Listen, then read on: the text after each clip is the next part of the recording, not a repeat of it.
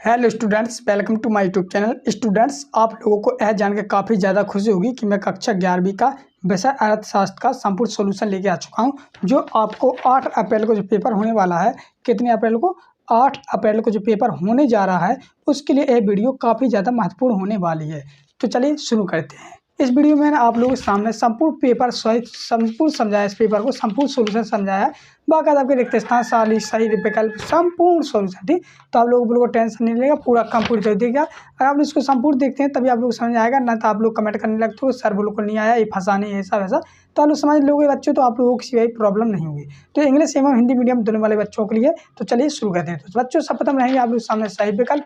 तो मैं यहाँ पर दिखा देता हूँ आप लोग सामने सही विकल्प। जैसा कि आप लोग देख सकते हो, ये है सही विकल्प आपके 7 नंबर में आने वाले हैं। कितने नंबर बच्चों? 7 नंबर में। तो चलिए शुरू करते हैं। हम सभा का आपके आंसर भी बताता हूँ इसमें। तो जैसा कि आप लोग देख सकते हो, पहला प्रश्न लिखा आप लोग सामने यहाँ पर, सही उत्पादक गतिविधियों का आधार है।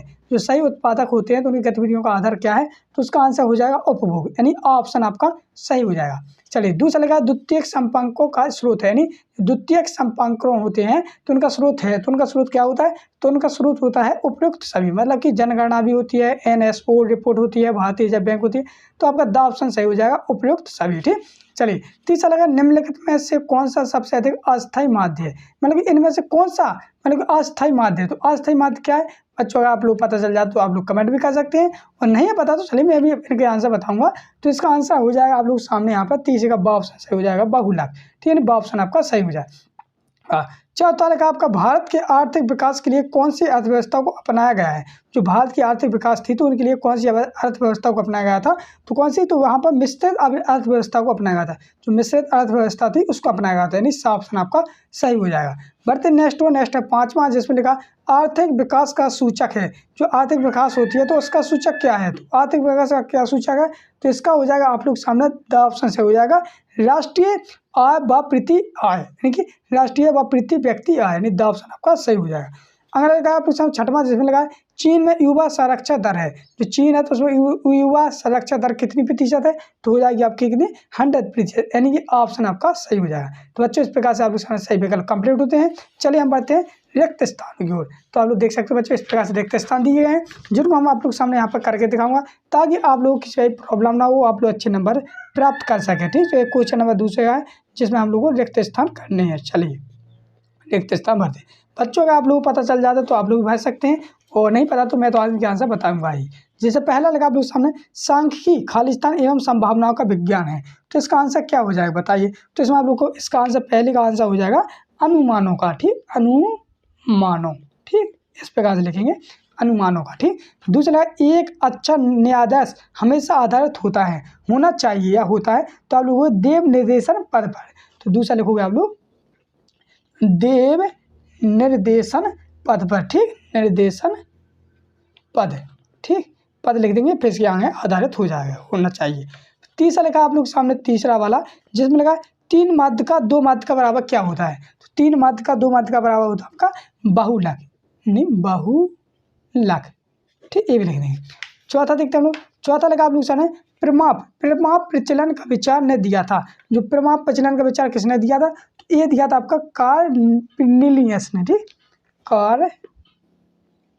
ये आपका चौथा वाला हो जाएगा कार्ल, यहाँ पर हो जाएगा आपका कार्ल लीनियस लिख देंगे, लीनियस। ठीक, याद है लीनियस, तो इस वजह से कार्ल लीनियस हो जाएगा।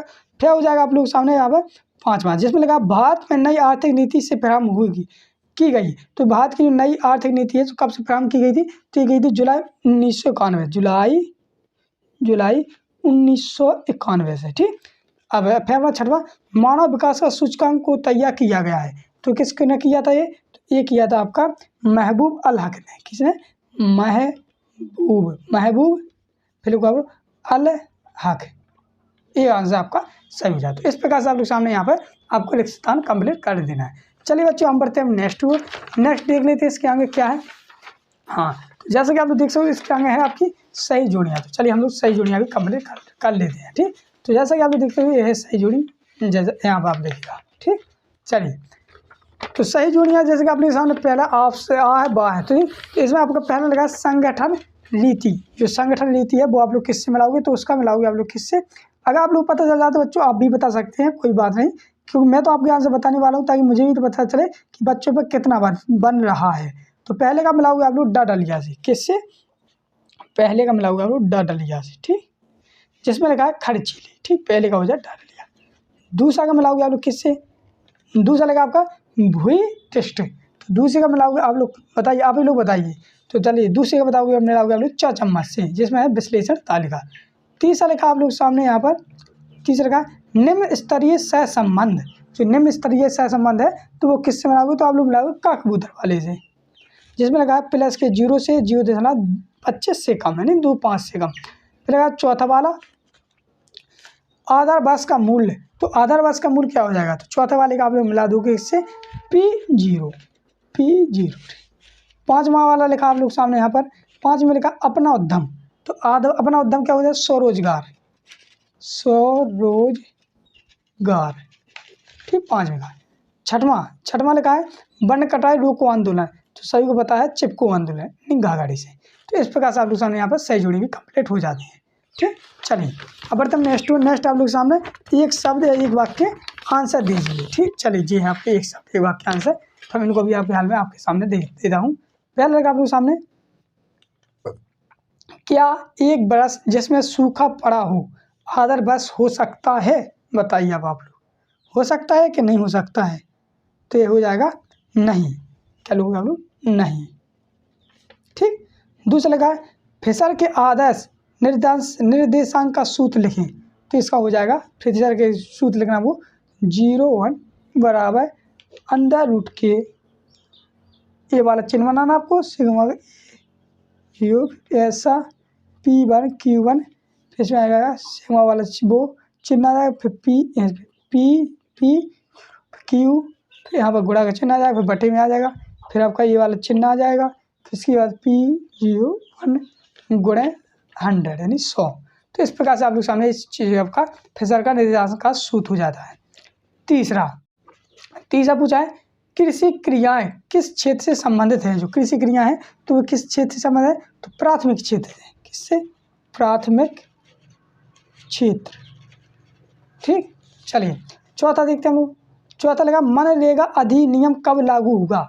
तो मनरेगा अधिनियम कब लागू हुआ था? तो ये हुआ था आपका 2 फरवरी 2006, 2 फरवरी 2006, ओके। चलिए पांचवा देखें, काटो और जलाओ किससे संबंधित है? काटो और जलाओ किससे संबंधित है? तो स्थानांतरी कृषि से, स्थानांतरी कृषि से, ठीक, पांचवें का। छठवां देखते हैं हम लोग, छठवां लिखा आर्थिक संबंधी का संबंध किससे है? तो छठवें का हो जाए विकसित राष्ट्रों से, किससे? विकसित राष्ट्रों से, ठीक है, छठवें का। सातवां देख लेते हैं हम लोग, सातवां है रेमनजी किस देश की मुद्रा है? जो रेमनजी है वो किस देश की मुद्रा है? तो आप सभी लोग जानते हैं चीन की है, ठीक। इस प्रकार से आप लोग सामने एक शब्द एक वाक्य आंसर कंप्लीट हो जाते हैं। चलिए है आप लोग सामने क्या? सत्ता, क्या है बच्चों? सत्ता। तो चलिए हम लोग सत्ता भी कंप्लीट कर लेते हैं ताकि आप लोग अच्छी तरीके से नंबर प्राप्त कर सकें, आप लोग अच्छी तरह पढ़ सकें। चलिए पहला देखते हैं, पहला लगा वर्गीकरण तथा सारी क्रियाएं के क्रम में अंतर होता है, ये सत्य है असत्य? बताइए, आप लोग बताइए। तो ये आपका पहले का हो जाएगा सत्य। विद्यार्थियों चलिए मैं पीडीएफ डाउनलोड करके आपको बता देता हूँ। देखिए ये मेरा मोबाइल है, तो इसमें देखिए आपको क्या करना है, सबसे पहले अपने मोबाइल में यहाँ पे क्रोम ब्राउजर को ओपन करके आपको क्या सर्च करना है, एमपी बोर्ड क्लास 11। जैसे आपको फिजिक्स का करना तो फिजिक्स सर्च करना, जैसे अगर आपको पशुपालन का करना तो यहाँ पशुपालन लिख देना, अगर अर्थशास्त्र का करना तो अर्थशास्त्र लिख देना। अभी मैं फिजिक्स का करके आपको दिखा देता हूँ, ठीक है। तो MP board class 11 physics paper 2023, ठीक है। जैसे ही मैंने लिखा फिजिक्स का यहाँ पे सर्च करूंगा तो यहाँ पे देखिएगा मैं नीचे आऊंगा, नीचे आने के बाद देखिएगा यहाँ पे आपको देखिएगा भौतिक शास्त्र, देखिए आपको क्या देखना है, studynotes.pj.com ही देखना है आपको, ठीक है। इसमें पीजी का लोगो लगा होगा पीले कलर का, studynotes.pj.com लिखा होगा और यहाँ पे लिखा भी है सेट ए, तो इस पे आपको क्लिक कर देना है। अब देखिएगा आप नीचे आएंगे तो यहाँ पे देखिए एकदम असली पेपर देखिए फिजिक्स का डला हुआ है, ठीक है, असली पेपर है और फिजिक्स का डला हुआ है। और जैसे ही आप नीचे आएंगे तो यहाँ पे देखिए सॉल्यूशन डला हुआ है, जैसे आप सॉल्यूशन के बटन पे दबाएंगे तो यहाँ से सॉल्यूशन डाउनलोड हो जाएगा। अब देखिए बहुत से विद्यार्थियों का क्वेश्चन होगा कि अदर जो जैसे पशुपालन हो गया या फिर फिजिक्स के और जो सेट है वो कैसे डाउनलोड कर सकते हैं। तो होम पे दबाना, होम पे दबाने के बाद MP board class 9th 11th पे दबाना, फिर यहाँ पे देखना वायरल क्वेश्चन पेपर की पीडीएफ हल करने के लिए यहाँ पे देखिए। तो अब देखिए कक्षा 11वीं के हमें सब्जेक्ट ढूंढना है, जैसे कि अर्थशास्त्र दिया गया तो सेट ए का अर्थशास्त्र का सॉल्यूशन है, भौतिक विज्ञान का सेट ए और बी का है, तो आपको अपडेट होते जाएंगे, यहीं पे आपको यहाँ पे सॉल्यूशन जो है मिल जाएगा, ठीक है। तो वीडियो को लाइक करिए, चैनल को सब्सक्राइब कर लीजिए और यहीं पे आपको यहाँ पे पशुपालन का भी सॉल्यूशन। दूसरा देखा है मध्य व बीज गणितीय विवेचना संभव नहीं है, तो ये हो जाएगा असत्य। तीसरा देखते हैं हम लोग, तीसरा लगा है परिमाप विचलन एवं आदर्श व वैज्ञानिक माप है, तो ये हो जाएगा सत्य। चौथा देखते हैं, चौथा है मानवीय पूंजी का आश्रय किस देश की जनसंख्या से नहीं होता है, तो नहीं पूछा तो ये हो जाएगा आपका असत्य। कृषि उत्पादन में वृद्धि हेतु हरित क्रांति प्रभाव की गई है, तो 5वें का हो जाएगा सत्य। छठवां लिखा आप लोग सामने सांस फूलना वायु प्रदूषण के कारण उत्पन्न होता है, तो ये हो जाएगा सत्य। 7वां लिखा आप लोग सामने दोहरी कीमत नीति लागू करने वाला देश नेपाल है, तो ये हो जाएगा असत्य। तो बच्चे इस प्रकार से आप लोग सामने सत्य असत्य भी कंप्लीट करवा दिए हैं। चलिए बच्चों हम लोग देख लेते हैं अब आपके आंसर। तो ये 2 नंबर में देगा प्रॉपर मार्शल की परिभाषा दीजिए, ठीक। तो बच्चों अगर आप लोग इन सभी के आंसर चाहते हो तो चैनल को जरूर सब्सक्राइब कर लेना। और मैं आप लोगों को इन सभी पहले क्वेश्चन देख लीजिए। देखो 2 नंबर है, प्राथमिक सम्मक किसे कहते हैं अथवा जनगणना किसे क्या है, आंकड़ों से वर्गीकरण अगर समांतर है, तो ये सारे के सारे very very important most question है।